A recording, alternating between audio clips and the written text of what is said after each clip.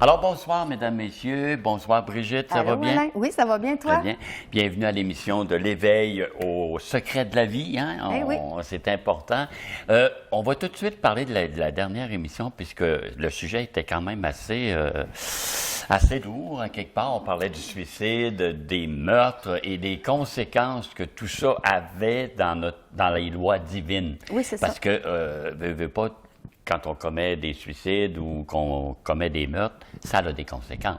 Oui, bien c'est ça. On parlait qu'au niveau karmique, parce qu'on avait parlé des karmas, des conséquences des gestes qu'on pose. Alors, il y a toujours des conséquences que nous, on doit régler, que la personne, en fait, Oui. qui pose un geste, bien, doit régler. OK. Et là, on va poursuivre aujourd'hui, on va terminer, en fait, sur un sujet qui ressemble beaucoup, mais qui est l'avortement.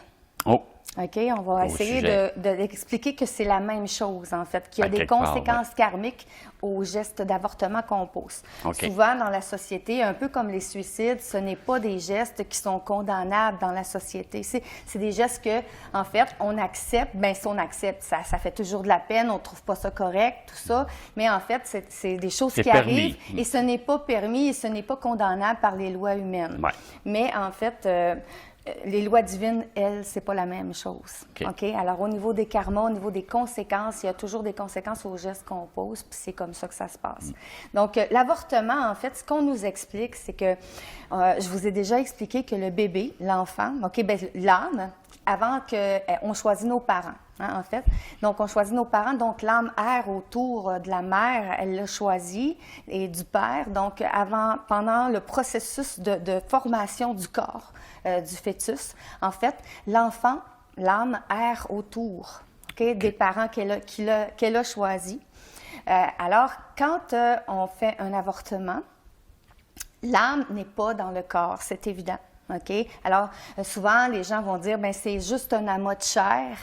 Oui, j'ai déjà vu ça, ça ressemble à ça. Hein, et regarde, on ne détruit pas une vie, là. Il y a pas, ce n'est qu'un corps, un amas de chair. Mais en fait, l'âme, elle est reliée dès la naissance, c'est-à-dire dès la conception, au moment où le spermatozoïde et l'ovule se rejoignent.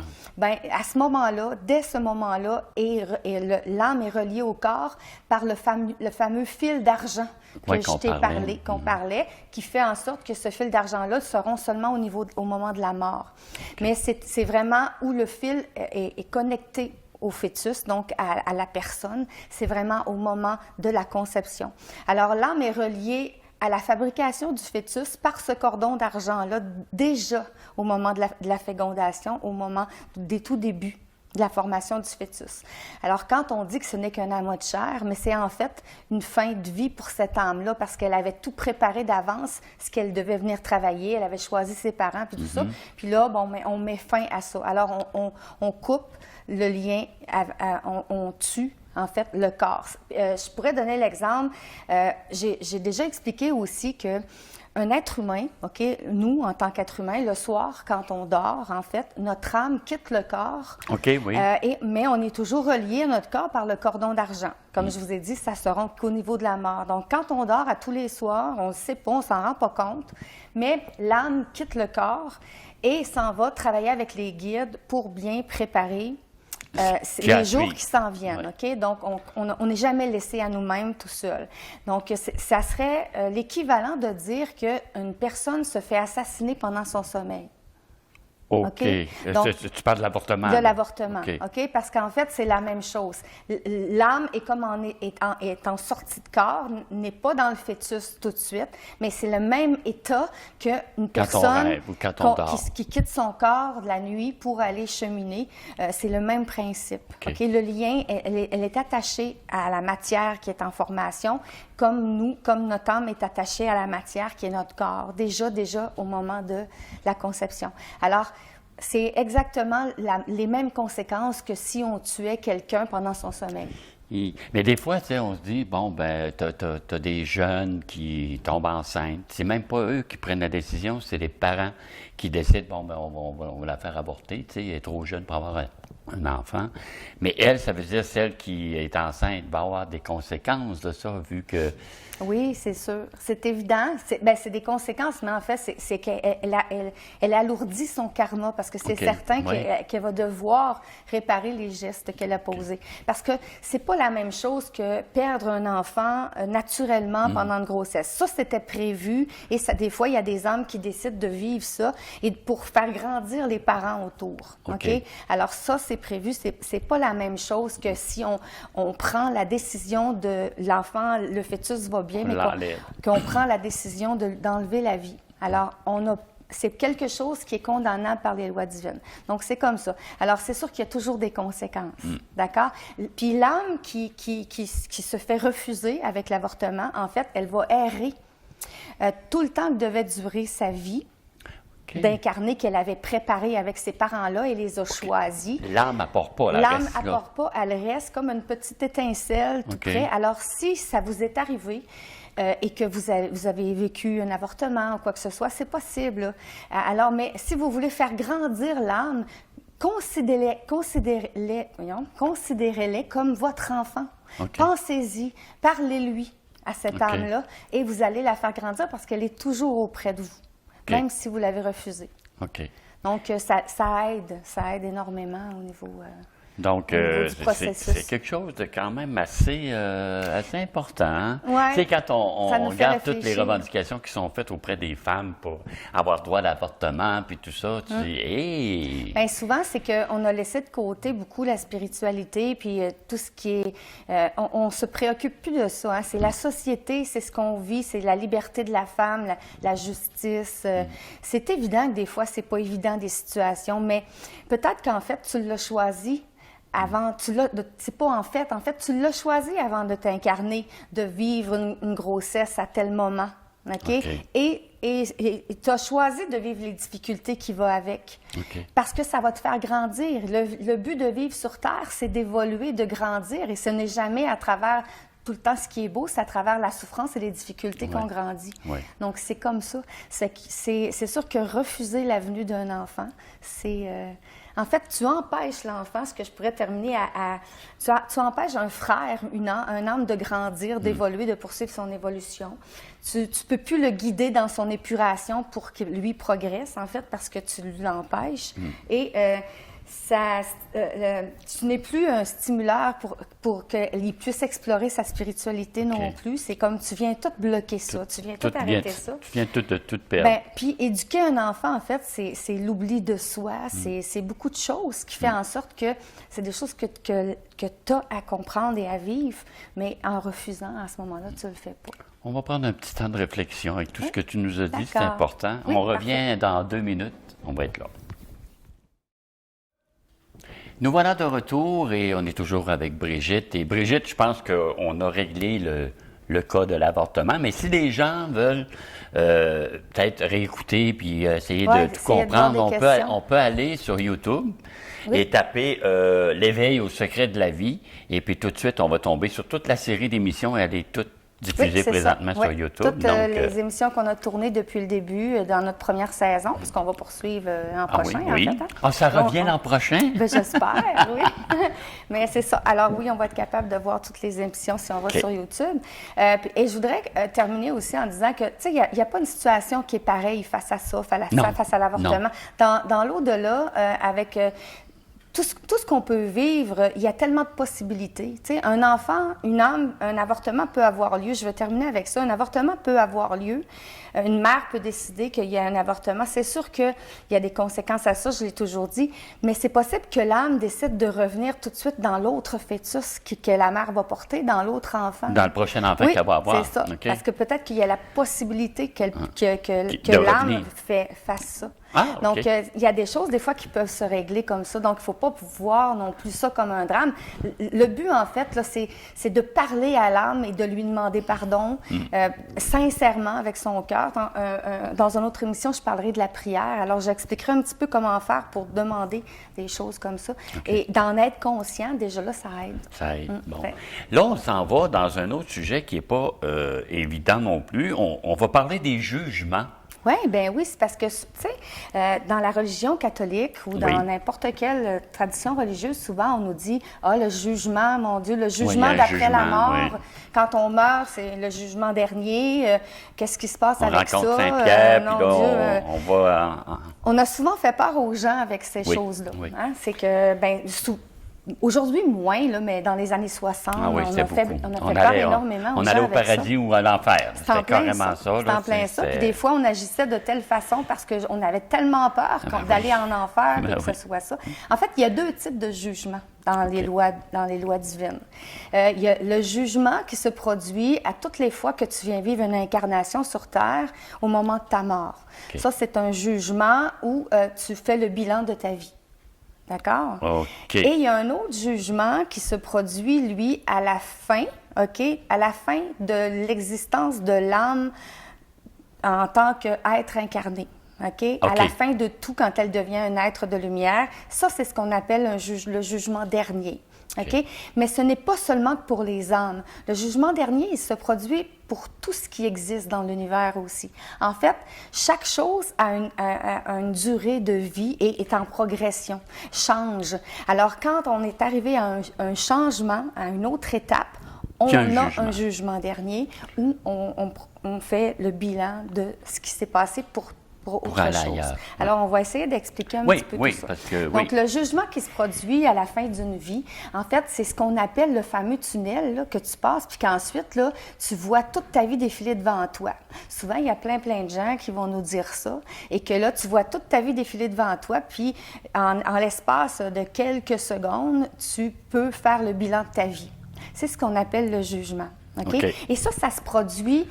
je vous ai parlé du cordon d'argent. Alors ça se produit quelques secondes avant que le cordon d'argent se rompt, et que la mort devienne définitive. Alors, l'âme revit sa vie comme un film, ça va vite, là, revit sa vie comme un film, et après que la mort est déclarée, que le cordon s'est rompu, là, l'âme va ressentir tout ce qu'elle a pu faire vivre aux autres.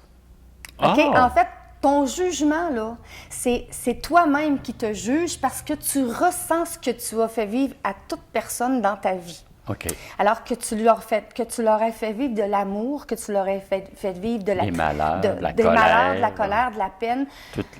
Tout ce que tu as fait vivre à quelqu'un de souffrance, tout ce que tu leur as fait vivre de beau, d'amour, tu le ressens. Comme si ça avait été toi qui l'avais vécu. Alors, c'est là que toi-même, tu te juges. Alors, le jugement, ce n'est pas personne d'autre qui te juge, ce n'est pas Dieu qui te juge, c'est toi-même qui te juge face à ce que tu as fait. Et là, souvent, on n'est pas tendre avec nous-mêmes. Dans le sens que quand on a à se juger nous-mêmes, souvent, on est beaucoup plus sévère que quand quelqu'un d'autre nous juge. Oui, on est plus catégorique là-dessus. Et je me dis, il faut le faire aussi parce que, après, si on se réincarne, on n'a pas fini notre progression. Quand on va aller voir les guides, si on a fait cette réflexion-là, on va savoir, on s'en va là. C'est ça, on fait le bilan, en fait. Mais il y a des personnes, il y a des âmes qui quittent. Ils vont voir le bilan de leur vie, mais après, ils sont tellement attachés à la matière, aux gens qui ont laissé sur Terre, à la matière, à leurs choses. Alors là, eux sont comme dans un état d'adaptation. Alors, ils ne font pas ce bilan-là tout de suite. Parce qu'ils ne sont pas prêts, parce qu'eux sont encore enracinés à la Terre, attachés à la Terre. Alors, ils ne voient pas et ils ne font pas ce bilan-là tout de suite. Ils vont finir par le faire, mais ils ne le font pas tout de suite. Les jeunes âmes aussi, qui sont tout écervelés, énervés, comme je t'expliquais, ne prennent pas le temps de bien préparer, de faire un bilan. Et là, ils ressautent tout de suite là-dedans, ils plongent, let's go. Alors, mais un jour, ils vont le faire. Et ça, tout ce qu'on a fait et ce qu'on a vécu, est emmagasiné dans ce qu'on appelle des mémoires akashiques. C'est un mot peut-être que tu ne connais pas, que les gens ne connaissent pas. Non. Alors, des mémoires akashiques, en fait, c'est... je vais expliquer ça. C'est comme peut-être un grand livre, mais il n'y a pas de matière. Il n'y a pas de matière. C'est pas un livre, mais c'est une image qu'on se donne. Le grand livre de ton âme, en fait, où tout est emmagasiné Et tu peux aller consulter quand tu veux ce que tu as vécu pour faire le bilan, pour voir tes réussites, pour voir où tu en es rendu dans ta progression. OK. OK? Alors, dans nos mémoires akashiques est emmagasiné tout ce qu'on a fait. Donc, tu peux te servir de ça. Faut pas perdre le livre. Non, mais on ne le perd On le perd pas, En haut, tout est énergie. Alors, tout est malléable, Ouais, tout OK. se transforme. Alors, il n'y a pas de problème avec ça. Fait que ça, c'est le jugement d'après-vie.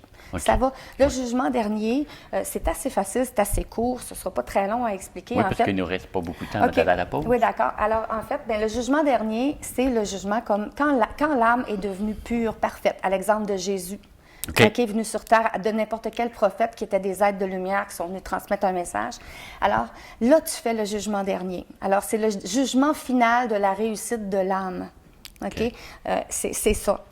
Quand je vous parlais que ça ne se produit pas seulement au niveau de l'âme humaine, c'est que ça se produit au niveau planétaire aussi, au niveau des systèmes solaires. Donc, quand la planète Terre, en fait, c'est géophysique, hein, c'est géophysiquement, c'est des choses qui sont en mouvement, qui bougent, tout ça. Alors, il y a des grands changements. Donc, avant que nous, l'espèce humaine, on soit sur Terre, la planète Terre a déjà fait un jugement dernier de l'époque des dinosaures. Oui, il y a eu Ça l'ère va? glaciale. Tu sais, Oui, alors il y a elle eu des étapes ouais. de jugement Ouais. dernier. Tout est énergie et on pense que ce n'est pas vivant, mais tout est énergie, tout est vivant. Et là, nous, l'espèce humaine, c'est la même chose. Le jour où l'espèce humaine n'habitera plus la Terre, il va y avoir un autre jugement dernier de ça. Donc, OK. tout est Hey. en mouvement dans Ouais. l'univers et ce n'est pas que sur la planète Terre. Hein. On a dit qu'il y avait d'autres endroits où l'âme pouvait progresser et vivre, peut-être pas dans un corps physique comme nous, on est l'a, présentement. mais c'est différent. Alors, le jugement dernier, c'est vraiment à la fin d'un cycle de quelque chose qui se vit, qui est très grand. OK. Mais le jugement, le simple jugement, on le fait après chaque incarnation. Et c'est plus grand que l'espèce humaine en tant que telle. Oui, c'est ça. Alors, on va passer une petite pause de 2 minutes et on revient avec la suite. Restez des nôtres. À tantôt. Bonjour Brigitte, on est de retour. Je voudrais préciser une chose tout de suite parce que là, on va parler, Brigitte va nous amener à faire des exercices. C'est ça. Je ne sais pas c'est quoi les exercices encore, mais si jamais vous n'avez pas le temps de tout comprendre, c'est pas grave, parce que vous pouvez aller sur le site de la télévision du Littoral, vous faites tvlito.com, vous pouvez avoir les émissions, mettre vos commentaires, on va tout prendre à partir de là. Si vous nous laissez des messages, il n'y a pas de problème. Mais vous allez pouvoir regarder aussi les émissions. Vous pouvez aller sur YouTube, il n'y a pas de problème.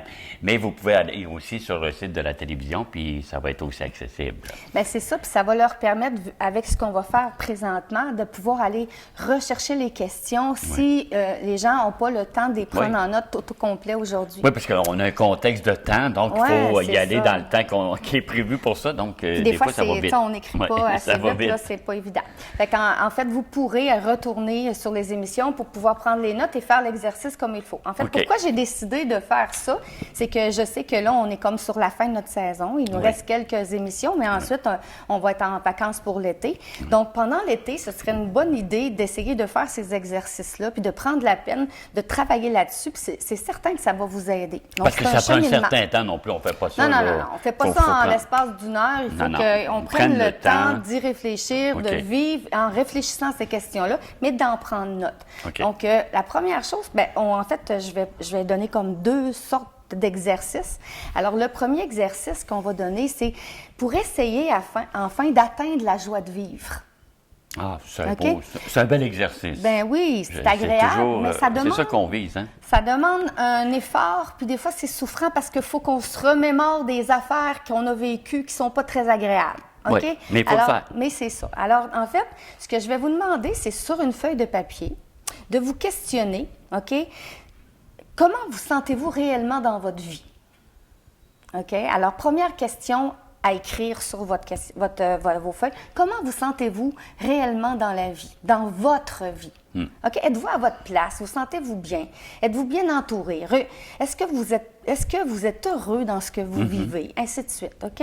Donc, la deuxième question, êtes-vous heureux d'être en vie ou préféreriez-vous pouvoir cesser de vivre?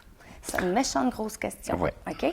Êtes-vous heureux dans la vie ou préfériez-vous cessez de vivre. Il y en a qui se la posent, cette Alors question-là. là, ça va vous montrer si vous êtes quelqu'un de positif ou quelqu'un de négatif. OK. OK? Allez vraiment fouiller, puis soyez honnête avec vous-même, là.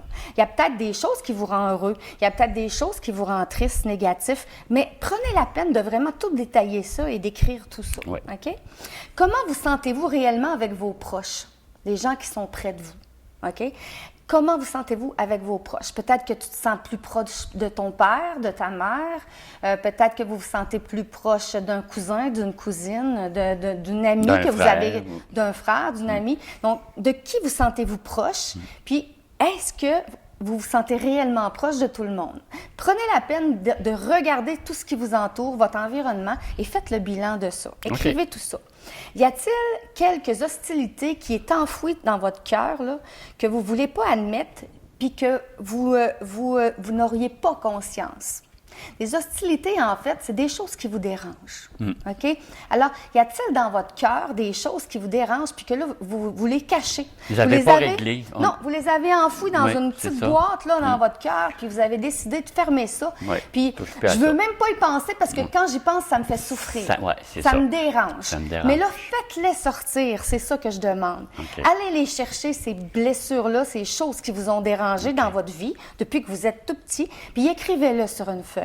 OK? Prenez-le, écrivez-le. Il n'y a personne qui va lire ça. C'est vous tout seul, c'est vos affaires. C'est vos affaires. Personne n'a à lire ça. OK? OK. C'est vous avec votre âme, en fait. OK? Parfait. Ensuite, je vais vous demander comment vous sentez-vous dans votre emploi? Ah, oui. Ça va? Si on a un emploi, parce que Oui, ça peut arriver parce que qu'on- ça Mais se même peut qu'on comment en ait on se pas. sent dans ce qu'on fait, Oui, là, c'est ça. actuellement. Dans ce qu'on fait dans notre vie, OK? Oui. Dans un emploi, dans Oui, votre dans- vie, avec vos collègues, les gens qui vous entourent, dans vos loisirs, OK? Dans les loisirs que vous faites, comment vous sentez-vous là-dedans? Est-ce que je me sens bien? Est-ce qu'il y a des choses qui me dérangent encore?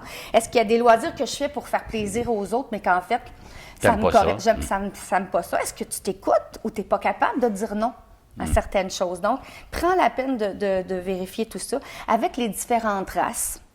OK? Parce qu'on sait que maintenant, au Québec, on est touchés, nous autres aussi, par l'immigration, ces choses-là, les races qui viennent. Il y a des gens, là, ça les choque vraiment, OK? Où il y a des gens qui sont très accueillants, c'est correct. Alors, qu'est-ce que vous ressentez vraiment? Où sont situés, nous autres, par rapport à soyez ça? vraiment honnête avec ça. OK? Quand vous allez avoir répondu à tout ça, vous allez avoir pris le temps, écrivez toutes vos questions. Ça ne veut pas dire que vous allez y répondre tout de suite. Tout de là. suite, ça peut... Mais prenez le temps d'y réfléchir et quand ça vient, bien là, vous écrivez. Puis OK. ensuite, pliez cette feuille-là, fermez-la, OK? Serrez-la quelque part dans un tiroir. Et dans un an, je vous demande de la relire. OK. Le fait d'avoir pris conscience de toute la profondeur de ces choses-là qui t'habitent dans ton âme, vous allez voir la différence. Dans un an, il va y avoir beaucoup de choses qui vont être réglées. Ah! OK? Alors, C'est bien. il y a beaucoup de choses qui vont faire en sorte que tu vas te dire « Ah non, moi, ça, je ne veux plus vivre ça. » là. C'est donc bien vrai que je me sens pas bien avec telle personne, puis telle chose. Alors, je fais le ménage là-dedans. OK. OK? C'est Donc, fort. dans un an, tu prends ta lettre, puis là, tu fais le bilan de ce qui est bon, ce qui n'est pas bon. OK. Ça va pour ça? Oui. Alors, ça, c'était la première clair. lettre. Est-ce qu'on a toujours le temps Ah, pour oui. la deuxième? Oui, d'accord, oui. On va OK. y aller En un petit fait, peu. Il nous reste 2 minutes. 2 minutes? Mon Dieu, 7 questions en 2 minutes. On va essayer. OK. En Mais de toute fait, façon, les gens peuvent aller sur le site de Oui, la c'est télévision, ça. Alors, tvdito.com, puis ils vont... l'autre exercice, comment trouver sa mission de vie. Souvent, on se dit, je sais pas, moi, ce que je suis venu faire sur Terre, tout ça. Alors, comment trouver sa mission de vie? Première question que vous devez vous poser, qu'est-ce qui génère en moi des larmes d'inspiration? Qu'est-ce que je regarde puis qui vient me faire... Oh mon Dieu, ça me fait pleurer, ça me rend tellement heureuse. Alors, c'est peut-être un texte, c'est peut-être un livre, c'est peut-être un film. Alors, qu'est-ce qui génère en moi des larmes d'inspiration? OK. Deuxième question, qu'est-ce que tu aimes apporter aux autres? Qu'est-ce que j'aime apporter aux autres? Si tu pouvais faire quelque chose pour les autres, là, qu'est-ce que tu ferais? OK. Peut-être quelque chose que tu fais déjà, en fait. Oui, OK? oui. Ensuite, troisième question, qu'est-ce que j'aime faire et que quand je le fais, je ne vois pas le temps passer? OK? Qu'est-ce que je fais puis que quand je le fais, je ne vois pas le temps passer? Parce que T'sais? tu aimes ça Tu aimes beaucoup, tellement hein. ça que ça fait partie de La ta notion mission du de temps vie. est plus là, ouais. C'est ça. OK? Alors, ça. Quatrième question, qu'est-ce que je serais prête à faire gratuitement, voire même payer pour le faire dans ma vie? Ah. OK? OK. 5e question. Le message que je voudrais transmettre à ma famille ou aux autres. OK. Qu'est-ce que je voudrais qu'ils Qu'est-ce que tu veux? qu'ils sachent de moi? Qu'est-ce que je voudrais transmettre à ces gens-là? OK? 6e question. Qu'est-ce qui m'irradie de joie? Quel événement je vis? Qu'est-ce qui m'irradie de joie? Qu'est-ce qui me touche? Comme quand je me sens surmotivée pour faire quelque chose, qu'est-ce qui me fait vibrer? OK? Oui. Qu'est-ce qui m'irradie de joie? Et 7e, si j'étais millionnaire, qu'est-ce que je serais prête à faire que je fais déjà? Ça veut dire que tu le ferais même si tu es millionnaire? Même si je suis millionnaire, Tu vas le faire. que je le fais déjà et je continuerai à le faire. OK. Ah, mon Dieu, c'est OK? fun, tu as comme question. Alors, prenez la peine d'essayer de répondre à ces questions-là et les réponses que vous allez mettre, vous allez voir, vont vous aider à trouver votre mission de vie. Moi, j'ai la réponse à la dernière question, mais il y a des choses qui changeraient, par exemple. Ah, bien, c'est ça. C'est ça? OK. OK? Alors, on évolue, on change, mais plus qu'on apprend à se connaître, plus qu'on découvre notre mission OK. de vie. Eh bien, c'est le fun, Brigitte. Ah, bien oui, merci. J'espère que les gens vont aimer ça. Puis Ben oui. allez Mais si vous n'avez pas eu le ça, temps. C'est ça. Vous pouvez aller sur de le site prendre les tvlito.com et puis vous allez avoir toutes les émissions, puis vous allez pouvoir revisionner ce qu'on vient de faire, puis noter, prendre le temps. Pause, on note la question. Faites l'exercice, ça vaut la peine. Vous allez voir jusqu'où que ça peut vous amener. T'en plein, ça. C'est important. Alors, voilà, c'est tout. J'espère que vous avez passé une bonne semaine. On est là la semaine prochaine. Soyez au rendez-vous. Au revoir. Merci. Salut, Brigitte. Bye, salut.